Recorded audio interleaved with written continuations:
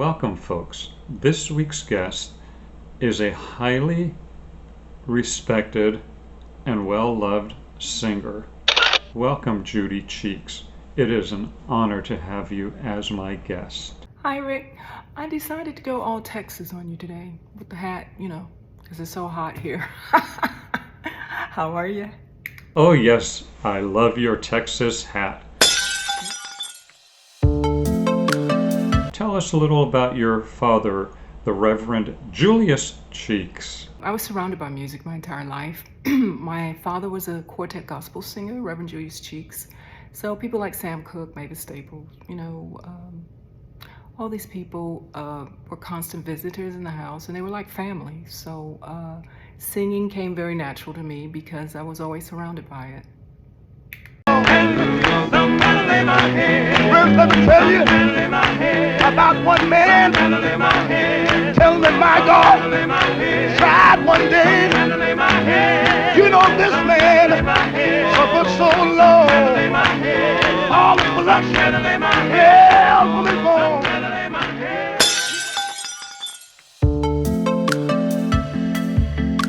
You started about 50 years ago at the young age of 18.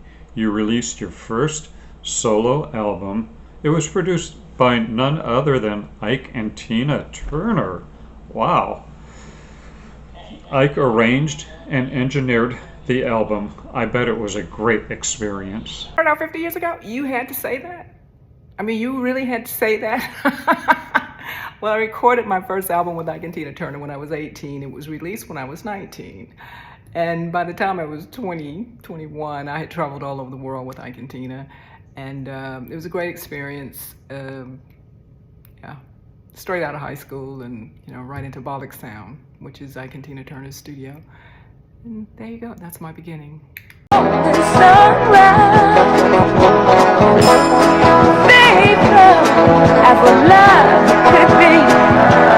Listen to me, that's the way I will love you.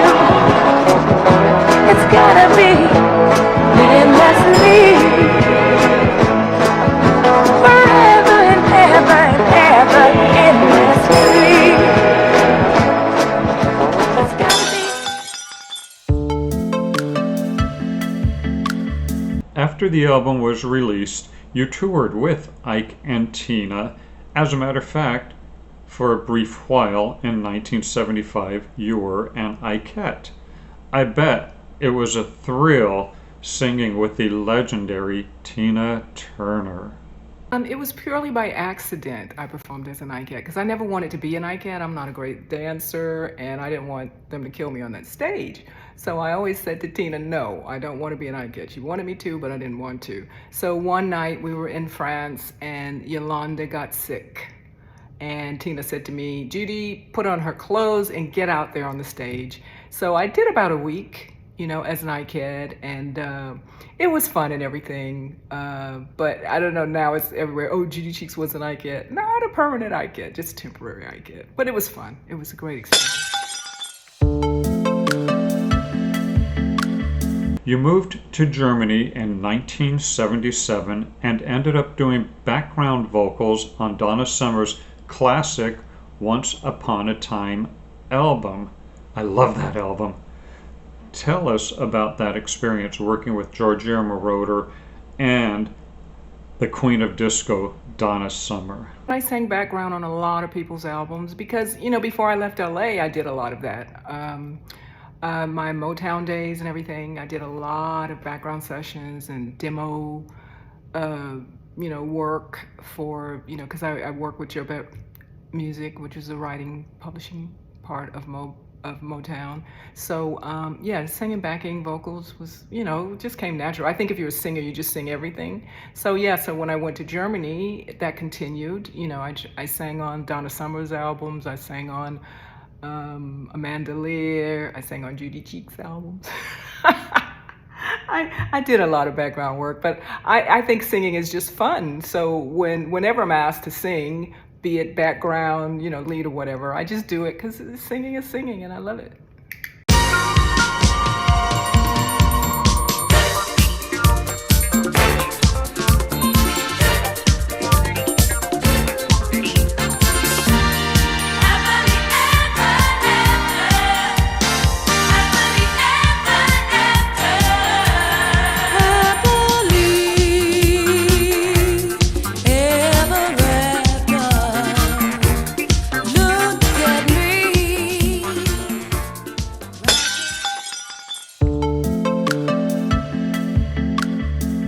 1978, you released 2 solo albums, the second of which is your classic Mellow. You co-wrote 7 of the 8 songs, including your worldwide hit, Mellow. Yes, Mellow was fascinating. It was a shocking, happy experience, because it was a worldwide hit and took me many places, South America, everywhere, and it was a great experience. And so the entire Mellow album, in some countries it was called Please Give Me This Night, and some countries it was called Mellow. But anyway, yeah, I was always a songwriter, so I wrote, a lot of the songs, because most of the people, Tony Moen and all these people I was working with, the Germans, they were very, very qualified and very good. Charlie Rejnick and all these people, they were fantastic musicians. But when it came to writing, English lyrics and whatever, it was better, that I did it. So which I did, which I also enjoyed. So yeah, that was a happy time. Yes, having a hit record in the US Billboard charts was amazing, especially since I had to go all the way to Germany to do it. But that was an honor, and it made me very happy and very proud. I'm tired of searching, searching, and searching. You see the one to see what I need.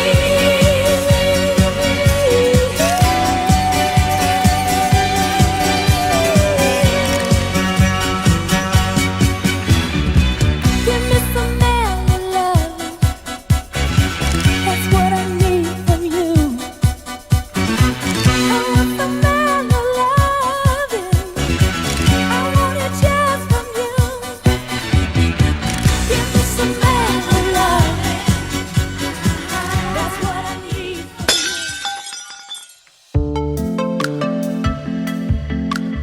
you. In 1983, you released the album Hard on the Heels of Love.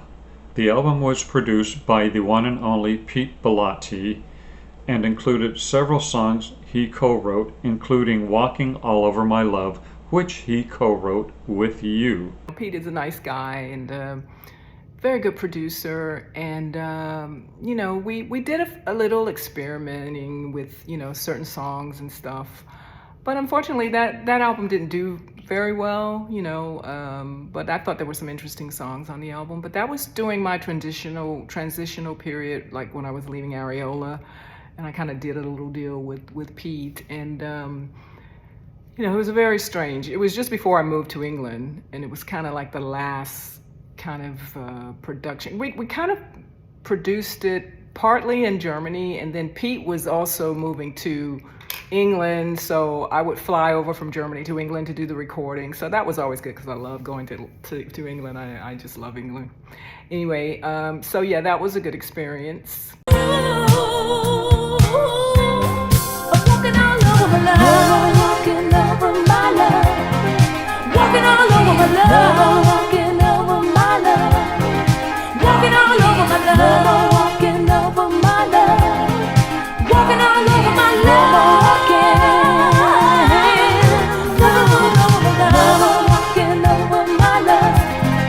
Walking all over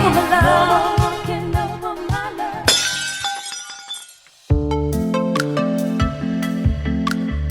Now I'm really excited about this next one because I'm a huge fan of Stevie Wonder.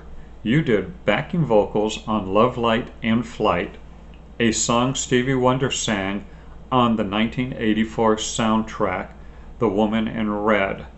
What was the feeling in the studio as the vocals were being recorded? Yeah, I sang on Stevie's Love Light and Flight album. The way this happened was quite interesting, actually, because I had done a lot of backing vocals for Frank Farian in his studio and stuff. I did a lot of like Bonnie M stuff, backing vocals. And for some reason they had a picture of me in the studio, and one of Stevie's band members or somebody said, "Oh, who's that girl?" And Frank said, "Oh, that's Judy Cheeks. She does great, backing vocals for us." And so Stevie said, "Well, we're going to be in Munich recording, my album. So can you contact her and have her come?" So they did, and I went, and that was the beginning of a great friendship. Stevie You know, we wrote songs together, like on 2 of the albums that I put out recently, Love Dancing and actually 3, A Deeper Love. I think I wrote Who's That Girl with him. And then on Love Dancing, I wrote Love Dancing with him. And then If I Were You, I think that was on the Danger Zone album. But anyway, we had great fun. We became great friends. And yeah, he liked my cooking, so he used to, you know, stop by and get some cooking. And that was a great experience, yeah.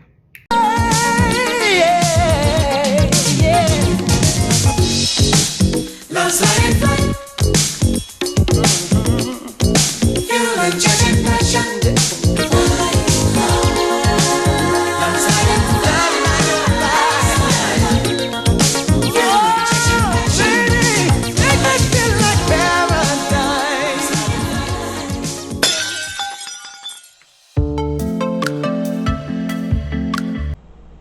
In the 1990s, you had a run of dance hits in the United States and several hits on the singles charts in the UK. What do you attribute this success to? The dance music era for me was amazing. It was so fascinating because, you know, it was the first time I really had a chance to do my church girl roots. You know, like I love really, you know, hard singing, and I also love the energy involved. And actually, dance music had a very gospel feel to it. You know, the pianos, dun dun dun dun dun dun dun dun. You know, it was very, very, very gospel and energetic, and I loved that era, and I'm just so happy that, you know, I had a lot of success in that. And as you mentioned, yeah, some of all of the singles that I put out in the UK, they charted, you know, in the UK in the dance charts, but also in the American dance charts. So, you know, that's always a thrill, you know, when you make it back home. So yeah, that was great. I'm very blessed and very thankful for every part of my career, because I think I've been so fortunate. I've worked with beautiful people, and I've had lovely success, you know, and I like it. I'm happy. I'm a happy girl.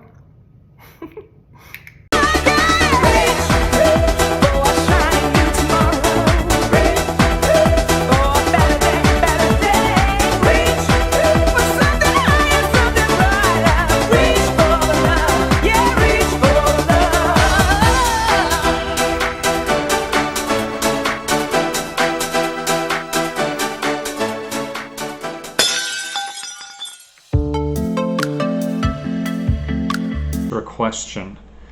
In 2013, you released an album, True Love is Free. This album has a special place in your life.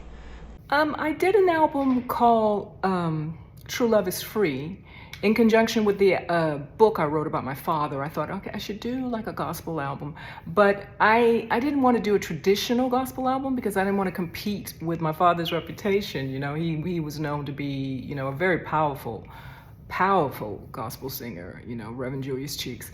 And so I wanted to just write, you know, most of my songwriting is about life, you know, in reality, you know, whether you're Christian or whatever your religious beliefs are, you still go through life, you know. So, you know, I write songs about life, you know, and in the True Love is Free album, you know, I included, you know, my faith in God and my faith in love, you know, and, you know, kind of talked about, you know, the importance of showing love, you know, rather than showing religion.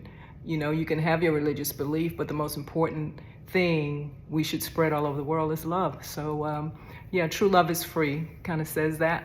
And we also included a dance-like song on that album, which, you know, friend of mine did an excellent mix on. You know who he is.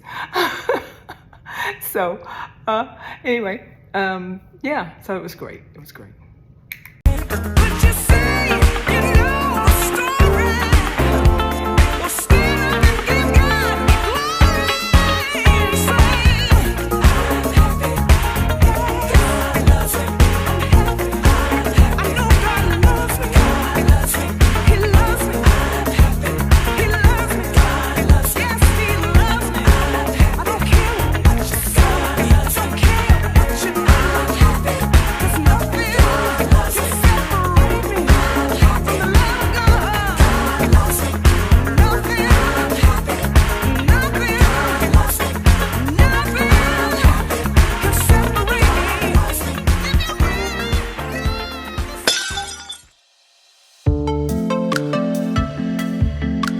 So what's up next? Any new recordings or projects? So what's next? What's next? Hey, I actually have a single out called Let Your Soul Dance. I have a brand new team who is absolutely fabulous. I'm so excited about working with them. RMN and just they are just amazing. So we put out one single, Let Your Soul Dance, and we have another single coming out very soon called Hands Up in the Air. Which I'm very excited about, and I have like so many projects on right now. I'm, working really hard, which I love to do, and my manager, Rory Nickel, is perfect for me because, very few people match my energy, and he really does, and we write songs all the time, and he's always sending me work to do, so I love it, and I love him, and I love the team, so yeah, I'm very excited. So be sure, download Let Your Soul Dance and Hands Up in the Air. Hands Up in the Air. That's coming out soon. You've got so much locked inside. Baby, don't you think it's time to let it go? Let it go. You're in love, you're wanted more than you could ever know. But you gotta let love in. Judy, it has truly been a pleasure to have this opportunity to speak with you. There's a lot of good vibes going around about you.